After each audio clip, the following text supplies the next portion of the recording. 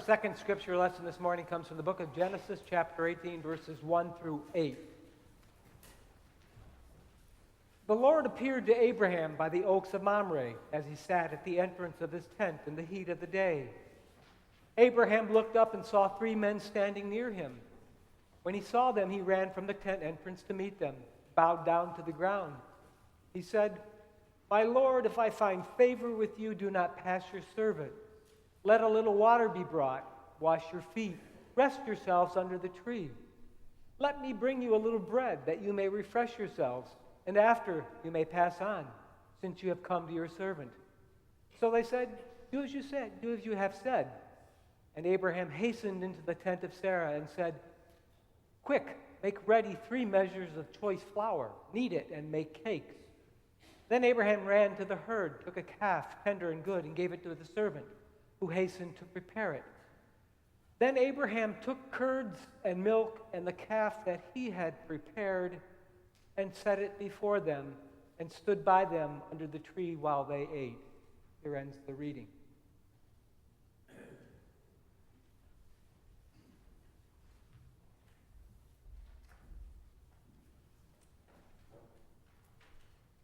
My father is a man's man. By that, I don't mean he was a smoker or a drinker or a cusser. And he wasn't the kind of man who made crude comments about women. When I think of my father, I can almost hear the hum of his electric razor. Picture a bottle of Aqua Velva. I can almost smell Old Spice and Burl Cream. A little dab will do you, you know. But my dad is a man's man in the best sense of the term, a gentle man through and through, but a guy's guy. On Thursday nights, he bowled with his buddies. Friday afternoons, he played basketball with some of his staff and students. As a kid, he played hockey on a frozen pond, and he was a good boxer. When I was a kid, my dad coached my football and basketball teams. He took me to see the Tigers and the Pistons, and lots of times to see Gordie Howe play for the Red Wings. Now, lots of men play slow-pitch softball. My dad played fast-pitch softball. Like lots of fathers, my dad taught me how to throw a ball, how to block and tackle, hit a golf ball, clean and clean a fish, and how to change a tire. He taught me about animals and insects, too, at least the birds and the bees, the thought of which still makes me blush with embarrassment.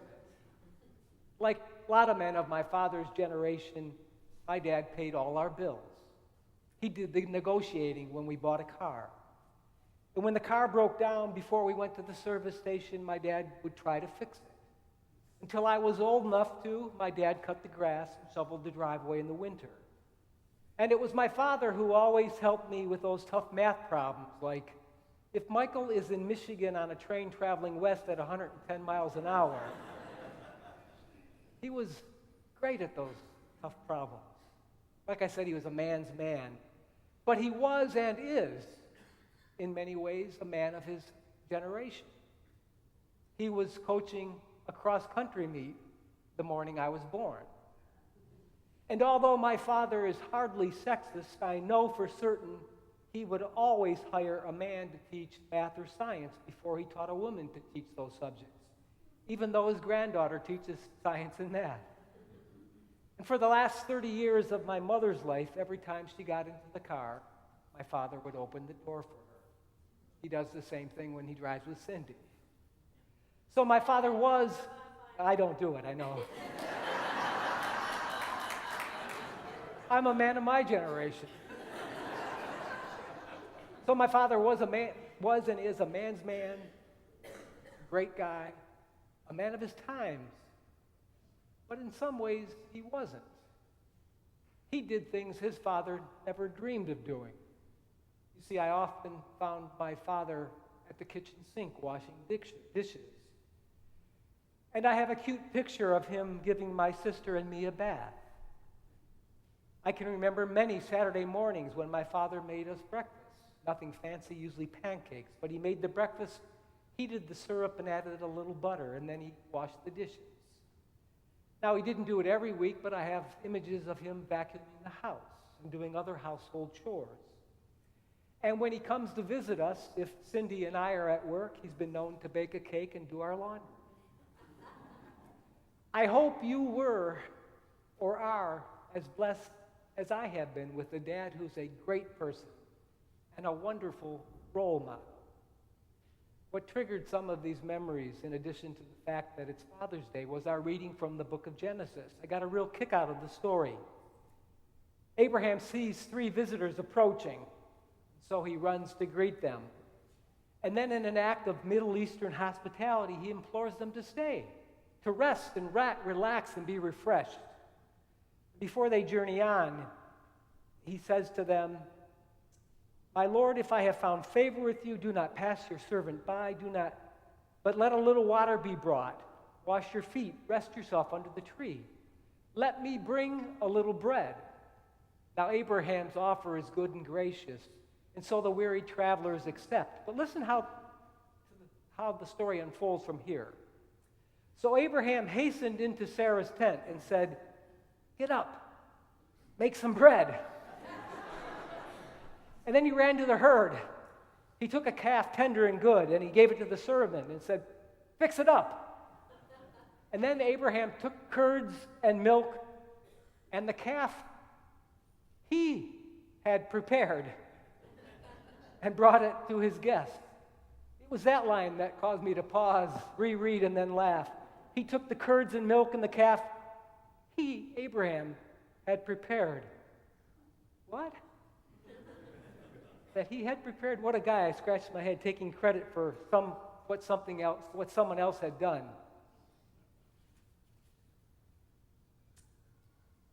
But as I read the story, it also made me wonder, how often do I do things like that? How often do I say, "I'll bring cookies to coffee hour," and then run home and tell Cindy to bake some cookies? Now, biblical scholars are quick to point out that no one really knows if Abraham lived. But the events that Genesis described when they're telling the story of Abraham's life place him about 1,800 years before Jesus lived, so almost 4,000 years ago. So Abraham, like all of us are, Abraham was a person of his age. He did exactly what was expected of him, a man of considerable means, a man with concubines and servants. But because all of us are products of our age, we have some blind spots. This week I rewatched a couple of episodes, one of my favorite TV shows when I was growing up, Leave It to Beaver. Remember that show? Loved it. Ward and June, Wally and Theodore, and Eddie Haskell.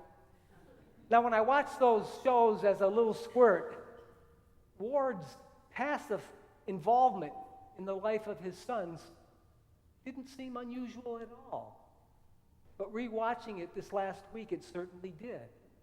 Now, my dad, unlike Ward, didn't come home and read the paper while Mom made the dinner or dusted the house, like June did.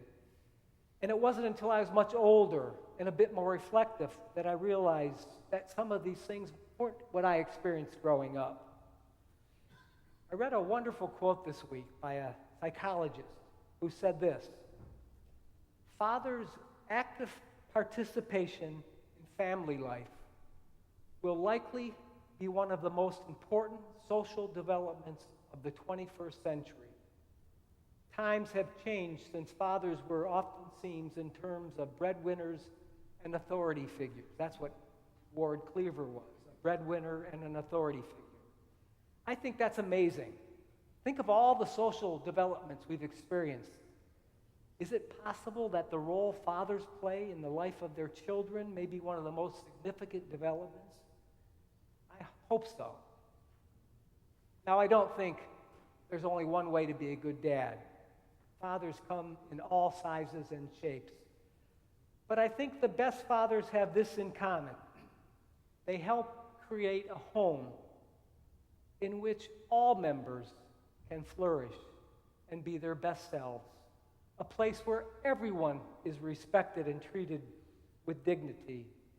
I think a good father empowers his sons to be kind and compassionate and not afraid to show emotion.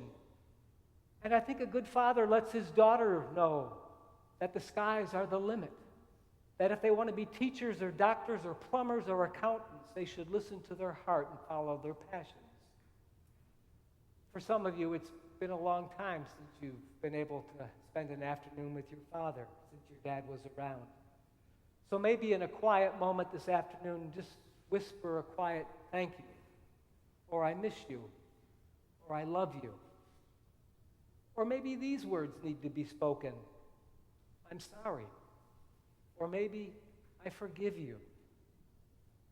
So say what needs to be spoken and then commit yourself to being the best possible version of yourself. Amen.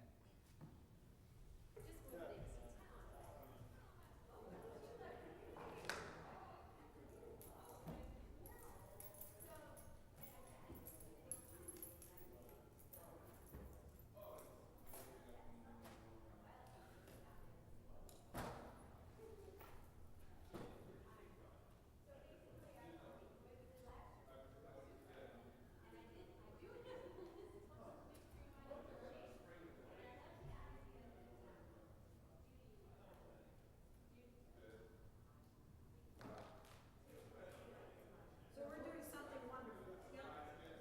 Their voices sounded so great together. They blended beautifully.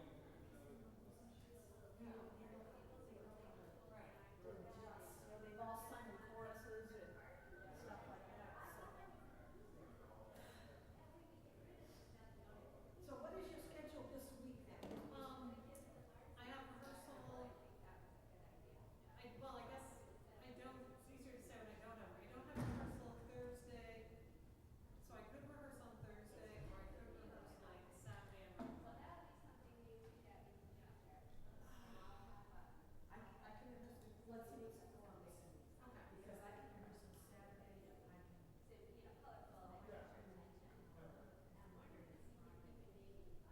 Oh no, I can't do Saturday.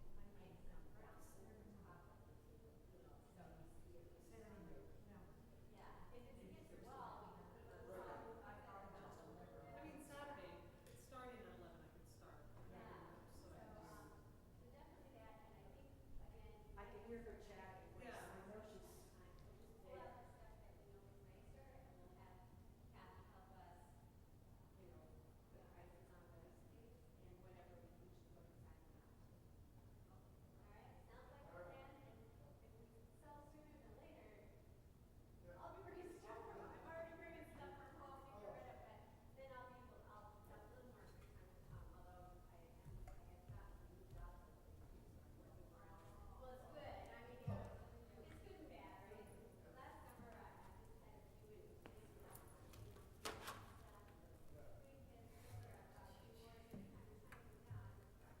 Is that your bracelet?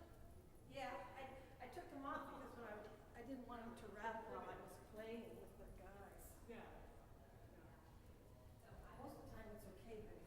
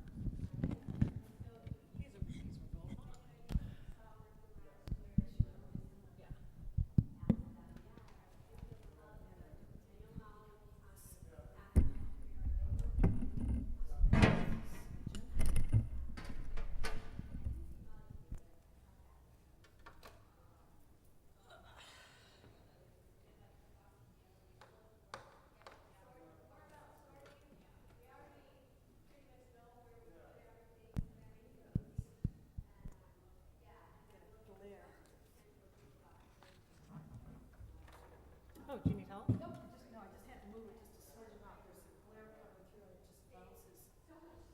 And just enough so you can't see it. Just enough so I can see it.